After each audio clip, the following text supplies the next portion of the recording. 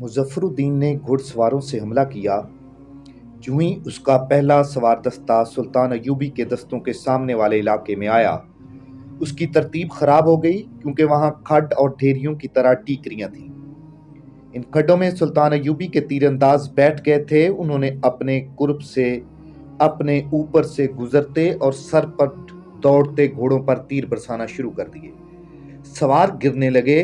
जिसमें घोड़े को तीर लगता तो वो बेलगाम होकर इधर उधर भागने दौड़ने लगता था। ये तो हर मार्के में होता था। मुज़फ़्फ़रुद्दीन के लिए ये सूरत हाल अजीब नहीं थी, अलबत्ता उसे ये परेशानी हुई कि उसकी तवक्को के खिलाफ सुल्तान अय्यूबी के दाएं बाजू के दस्ते बेदार थे और मुकाबले के लिए तैयार थे। इस यलगार में सुल्तान अय्यूबी के बेशुमार तीर अंदाज कुचले गए।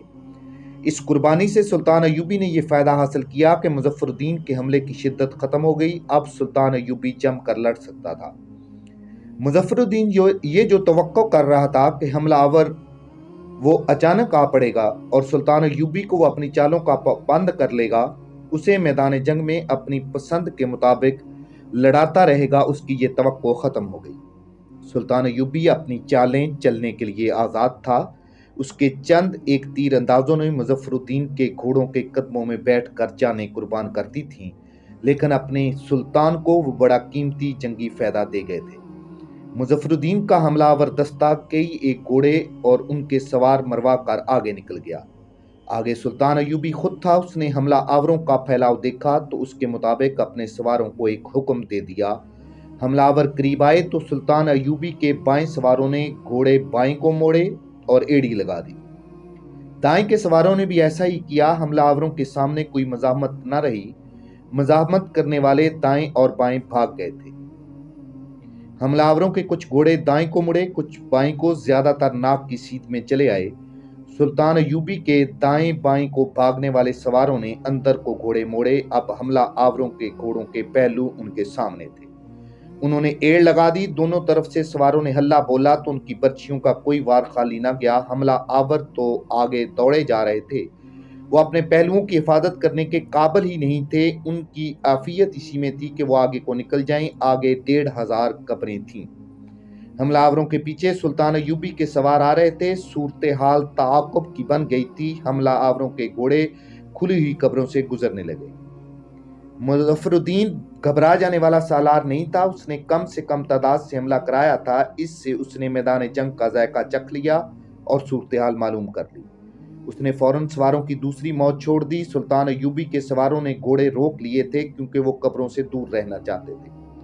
वो अगले हुक्म की तामील करने ही लगे थे कि मुज़फ़्फ़रुद्दीन के सवारों का दूसरा दस्ता उनके सर पर आ गया। उन्हें संभलने की मोहलत न मिली। यह अक़बी हमला था। इसमें सुल्तान अय्यूबी के सवारों का बहुत जानी नुकसान हुआ। कई सवार आगे को भागे और उनके घोड़े कब्रों में गिरे। उसके साथ ही मुज़फ़्फ़रुद्दीन ने दाईं तरफ से भी हमला कर दिया। सुल्तान अय्यूबी के लिए सूरत हाल परेशान कुन थी। उसने कासद को इस हुक्म के साथ दौड़ाया कि महफूजा अक़ब से हमला करे। सुल्तान अय्यूबी ने दाएं बाजू को दस्तों को जिस तरह तकसीम किया था वो तकसीम बेकार हो गई थी।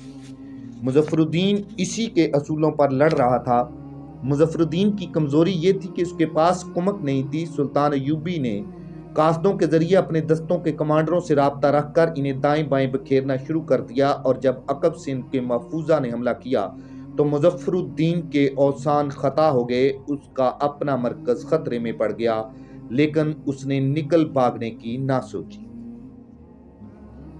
मुर्रखीन के मुताबिक दिन के पिछले पैर तक दोनों फौजों ने जो मार्का लड़ा बड़ा ही खूनरेज और बड़ा ही सख्त था। कमान सलाहुद्दीन अय्यूबी के हाथ में थी, वरना सूरत हाल कुछ और होती। जहां तक लड़ने के जज्बे का और जंगी काबिलियत का तल्लक था, मुज़फ़्फ़रुद्दीन ने सुल्तान अय्यूबी की जबान से दादे तहसीन के कलमे कहलवाए थे। उसे शिकस्त इसलिए हुई कि उसके पास यही कुछ था जो उसने आखिरी बाजी पर लगा दिया।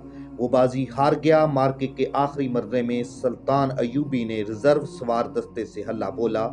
मुज़फ़्फ़रुद्दीन की पोजीशन बहुत कमजोर हो चुकी थी। उसने पसपाई में खैरियत समझी। सुल्तान अय्यूबी ने बहुत से कैदी पकड़े, जिनमें मुज़फ़्फ़रुद्दीन का एक मुशीर फ़खरुद्दीन भी था। ये कोई मामूली इंसान नहीं था, सैफुद्दीन का वजीर था। तुर्कमान के मार्के में जब सैफुद्दीन भागा तो फ़खरुद्दीन मुज़फ़्फ़रुद्दीन के पास चला गया और उसकी हौसला अफजाई की थी कि वो सुल्तान अय्यूबी पर हमला करे।